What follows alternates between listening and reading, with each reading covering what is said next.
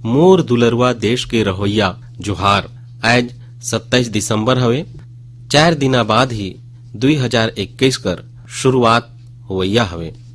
आज मन कर बात एक प्रकार से 2020 कर आखिरी मन कर बात हवे।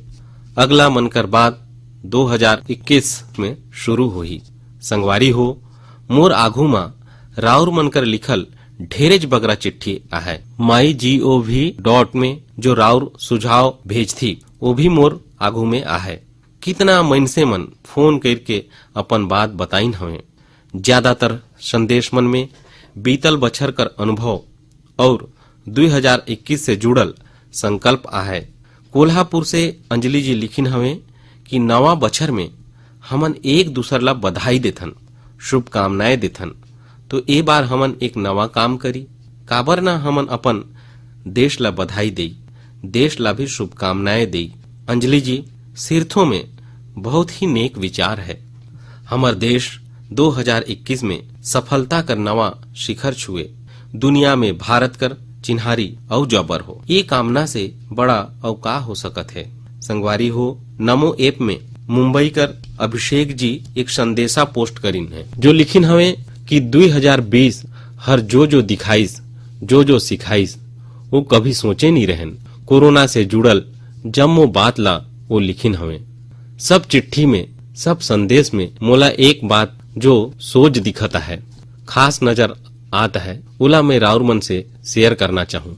अधिकतर चिट्ठी में लोग मन देश कर सामर्थ, देश के रहोइया मन कर सामूहिक शक्ति कर भरपूर प्रशंसा करल गई है। जनता जैसन अभिनव प्रयोग जम्मो विश्व के लिए प्रेरणा बनिस। जब ताली थाली बजाए के देश हमर कोरोना वॉरियर्स कर सम्मान करिस, एकजुटता दिखाइस, ओला भी कतना लोग मन सुरता करिन हवे।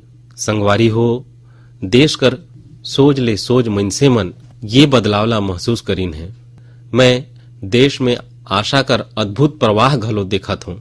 चुनौती खूब आइस, संकट भी अनेक आइस। कोरोना के कारण दुनिया में सप्लाई चेन ला लेके अनेक बाधा भी आइस, लेकिन हमन हर संकट में नवा सबक लेहन। देश में नवा सामर्थ्य घलो पैदा हुइस। अगर शब्द में कही तो ये सामर्थ्य कर नाम हवे आत्मनिर्भरता। संगवारी हो, दिल्ली कर रहोइया अभिनव बनर्जी हर अपन जो अनुभव मोला लिख के भेजिन है वो भी बहुत दिलचस्प है। अभिनव जी अपन रिश्तेदारी में लइका मन ला उपहार देहे बर कुछ खिलौना खरीदना रहिस।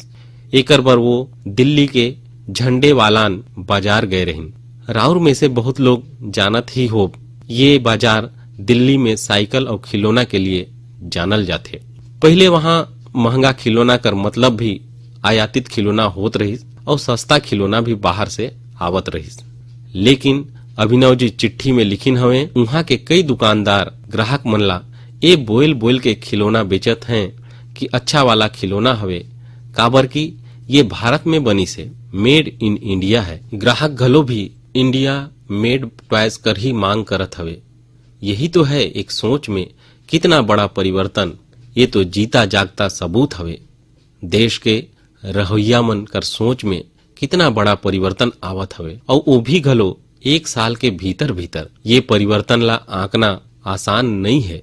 अर्थशास्त्री घलो इला अपन पैमाना में तोल नहीं सकत हैं। संगवारी हो, मोला विशाखापट्टनम से वेंकट मुरली प्रसाद जो लिखिन हवे, उमे भी एक अलग तरह कर आइडिया है। वेंकट जी लिखिन है, मैं राउर मन ला 2021 बर अपन एबीसी ले जोड़त हूँ। मोला कुछ समझ में नहीं आई कि आखिर एबीसी से उनकर का मतलब। मैं देखेन कि वेंकट जी चिट्ठी के संग एक चार्ट भी अटैच करके रखिन है। मैं वो चार्ट ला देखेन और फिर समझेन कि एबीसी कर उनकर मतलब है आत्मनिर्भर भारत चार्ट एबीसी। ये बहुत ही दिलचस्प है। वेंकट जी जम्मो चीज कर पूरा लिस्ट बनाइन है जो हर दिन इस्तेमाल करते हैं। एमे electronic, stationery, self care item, ओकर अलावा और भी बहुत कुछ शामिल है। वेंकट जी कहिन कि हमन जाने अनजाने में विदेशी उत्पाद कर इस्तेमाल करत हन, जेकर विकल्प भारत में आसानी से उपलब्ध है। अब वो कसम खाइन है कि मैं वही उत्पाद कर इस्तेमाल करूँ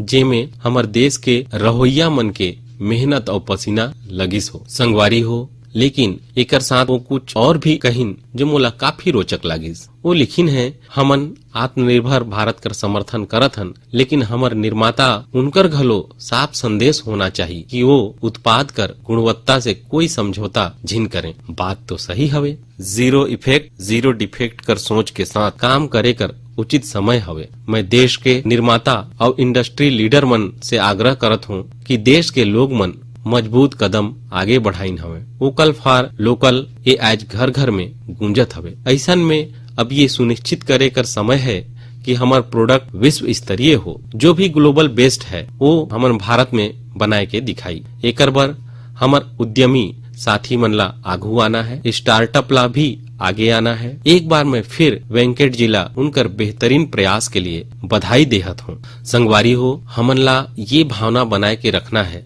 बचाए रखना है और बढ़ते ही रहना है। मैं पहले भी कहे हूँ और फिर मैं देश के रहोइया मन से आग्रह करूँ, राउर भी एक सूची बनाई। दिन भर हमन जो चीज काम में लेथन वो जम्मो चीज कर विवेचना करी और ये देखी कि अनजाने में कौन सा विदेश से बनल चीज हमार जीवन में प्रवेश कर लेहिस हवे। एक प्रकार से हमन ला बंदी बनाए देहिस हवे। एकर भारत में बनल विकल्प कर पता करी और ये भी तय करी कि आगू से भारत में बने भारत कर लोग के मेहनत से पसीना से बनल उत्पाद ला हमन इस्तेमाल करी। राउर हर साल नवा बछर में संकल्प लेथन, ये बार एक संकल्प अपन देश के लिए भी जरूर लेना है।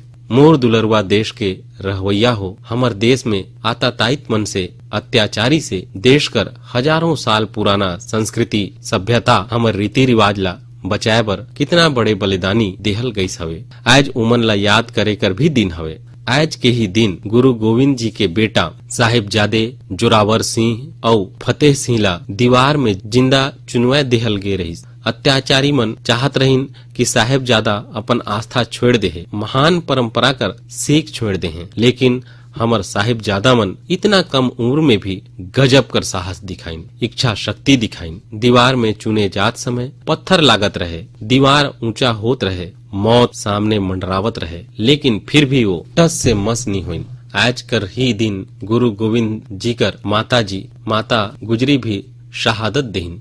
करीब एक सप्ताह पहले श्री गुरु तेग बहादुर जी कर भी शहादत कर दिन रहीस। मूला यहाँ दिल्ली में गुरुद्वारा रकाबगंज जाए के गुरु तेग बहादुर जी के श्रद्धा सुमन अर्पित करे के मत्था टेके के अवसर भेटाइस। यही महीना गुरु गोविंद सिंह जी से प्रेरित अनेक लोग मन जमीन में सोथे।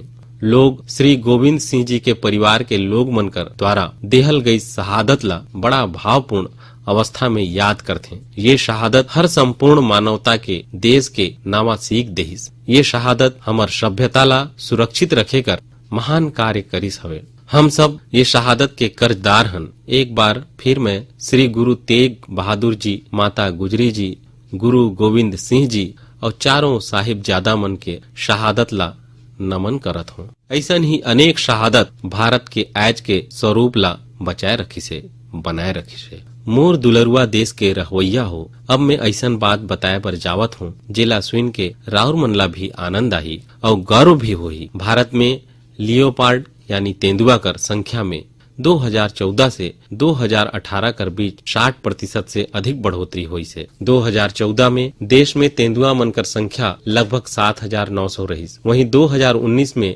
इनकर संख्या बढ़ के 12,852 हो गई।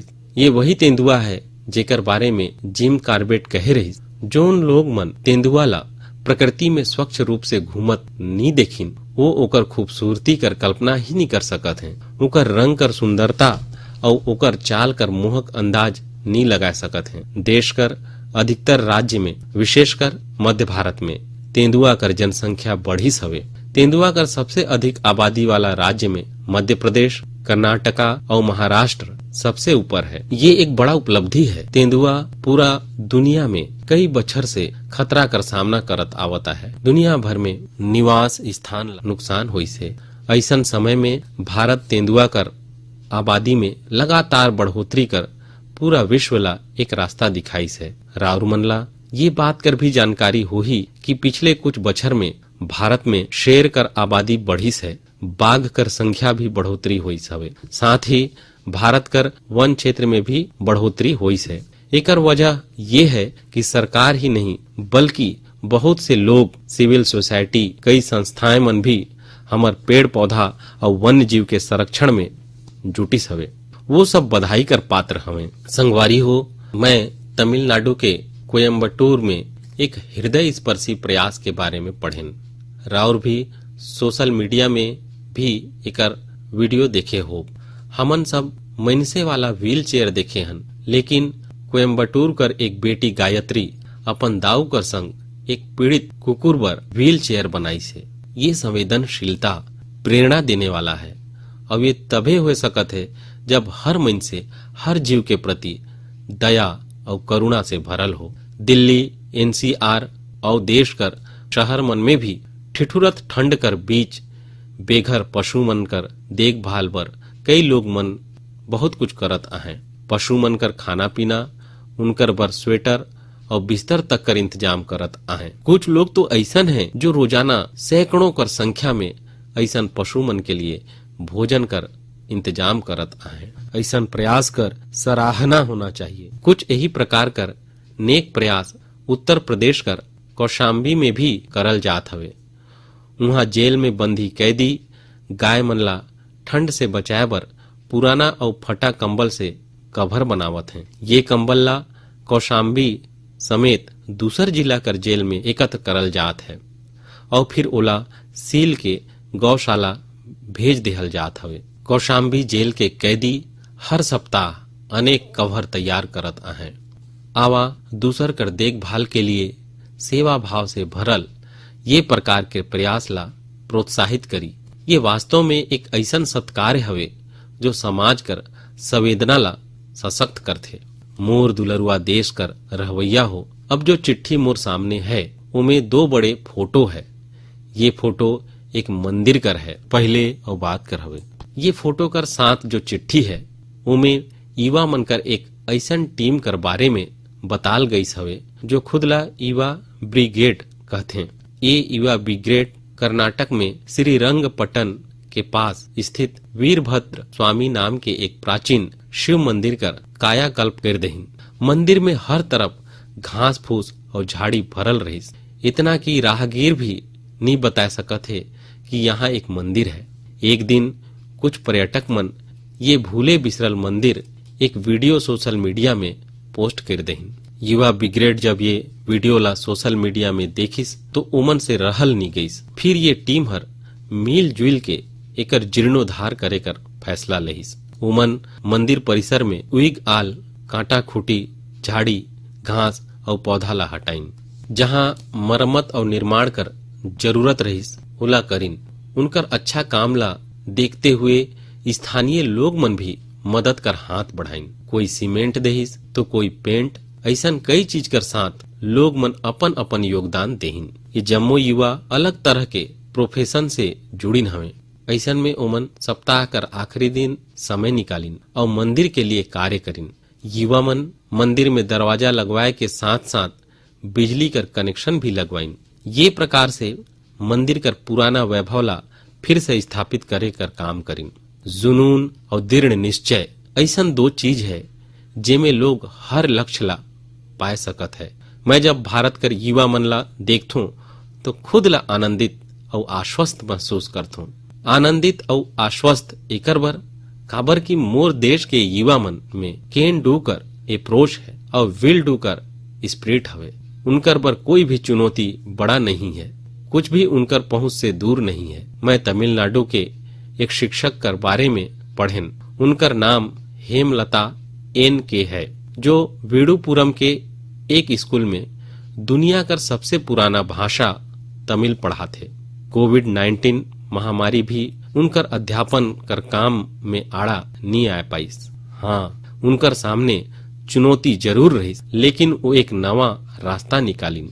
वो कोर्स कर 53 चैप्टर कर रिकॉर्ड करिन, वीडियो तैयार करिन और ओके एक पेन ड्राइव में लेके अपन विद्यार्थी मन ला बांट देहिन। इमे अनेक विद्यार्थी मन ला बहुत मदद मिलिस। वो चैप्टर के वीडियो के माध्यम से भी समझ पाइन। एकर साथ ही वो अपन विद्यार्थी मन से टेलीफोन में बात करते रहिन। एकर से विद्यार्थी मन कर पढ़ाई रोचक हो गई। देश भर में कोरोना के ये समय में शिक्षक मन जो नवा तरीका अपनाइन, जो कोर्स मटेरियल क्रिएटिविटी तैयार करीन, वो ऑनलाइन पढ़ाई के ये दौर में अमूल्य है। मोर जम्मू गुरुजी मन से आग्रह है कि वो कोर्स मटेरियल ला शिक्षा मंत्रालय कर दीक्षा पोर्टल में जरूर अपलोड करें। एकर से देश के दूर दराज वाला इलाका में रहवैया छात्र छात्रा मन ला काफी लाभ भेटा ही। संगवारी हो, आवा अब बात करत ही झारखंड के कोरवा जनजाति के हीरामन जी कर। हीरामन जी गढ़वा जिला के सिंजो गांव में रहते। राउर मन ला ये जान के हैरानी होही कि कोरवा जनजाति कर आबादी महज 6000 है, जो शहर से दूर पहाड़ और जंगल में निवास करथे। अपन समुदाय कर संस्कृति और पहचान ला बचाए बर हीरामन जी एक बीड़ा उठाइन हवे। 12 साल कर अथक परिश्रम के बाद विलुप्त होत कोरवा भाषा कर शब्दकोश तैयार करीन है। घर गृहस्थी में प्रयोग होए वाला शब्द से लेके दैनिक जीवन में इस्तेमाल होए वाला कोरवा भाषा कर ढेर सारा शब्द कर अर्थ के साथ लिखिन है। कोरवा समुदाय के लिए हीरामन जी जो कर दिखाइन वो देश भर एक मिसाल हवे। मोर दुलरुआ देश के रहवैया ऐसन कहथे कि अकबर के दरबार में एक प्रमुख सदस्य अबुल फजल रहीस। वो एक बार कश्मीर कर यात्रा के बाद कहे रहीस कि कश्मीर में एक ऐसन नजारा है जेला देख के चिड़चिड़ा और गुस्सेल लोग मन भी खुशी से झूम उठी। दरअसल वो कश्मीर में केसर के खेत कर उल्लेख करत रहीन। केसर सदियों से कश्मीर से जुड़ल हवे। कश्मीर केसर मुख्य रूप से पुलवामा, बड़गाम, किश्तवाड़ जैसन जगह में उगाल जाथे। ये बछर मई में कश्मीर केसर ला जियोग्राफिकल इंडिकेशन टैग यानी GI टैग देहल गईस। एकर जरिए हमन कश्मीर ला एक ग्लोबल पॉपुलर ब्रांड बनाना चाहतन। कश्मीर केसर वैश्विक स्तर पर एक ऐसन मसाला के रूप में प्रसिद्ध है जेकर कई प्रकार के औषधीय गुण है। ये बहुत ही सुगंधित होथे। एकर रंग गाढ़ा होथे और एकर धागा लंबा और मोटा होथे, जो एकर मेडिसिनल वैल्यू ला बढ़ाथे। ये जम्मू और कश्मीर के समृद्ध सांस्कृतिक विरासत कर प्रतिनिधित्व करत है। गुणवत्ता कर बात करी तो कश्मीर कर केसर यूनिक है और दूसर देश के केसर से बिल्कुल अलग है। कश्मीर के केसर ला GI टैग रिकॉग्निशन से अलग पहचान मिली सवे। राउर मन ला जान के खुशी हुई कि कश्मीर केसर ला GI टैग कर सर्टिफिकेट मिले के बाद दुबई के एक सुपरमार्केट में इला लॉन्च करल गई। अब एकर निर्यात बढ़े लगी सवे। ये आत्मनिर्भर भारत बनाए के हमर प्रयास और मजबूती देही। केसर कर किसान मन ला एकर विशेष रूप से लाभ मिली। पुलवामा में त्राल के सार इलाका के रहे वाला अब्दुल मजीद वानीला देख ली। वो अपन GI टैग केसर ला नेशनल सेफ्रॉन मिशन कर मदद से पंपोर के ट्रेडिंग सेंटर में ई ट्रेडिंग कर जरिए बेचत हवे। इनकर जैसन कतना लोग मन कश्मीर में ये काम करत आहे। अगला बार जब राउर केसर खरीदे के मन बनाई तो कश्मीर कर ही केसर खरीदी करे के सोची। कश्मीरी लोग मन कर गर्मजोशी ऐसन है कि वहाँ के केसर कर स्वाद ही अलग होते। मोर दुलरुआ देश के रहवैया अभी 2 दिन पहले ही गीता जयंती रहीस। गीता हमन ला हमर जीवन कर हर संदर्भ में प्रेरणा देथे।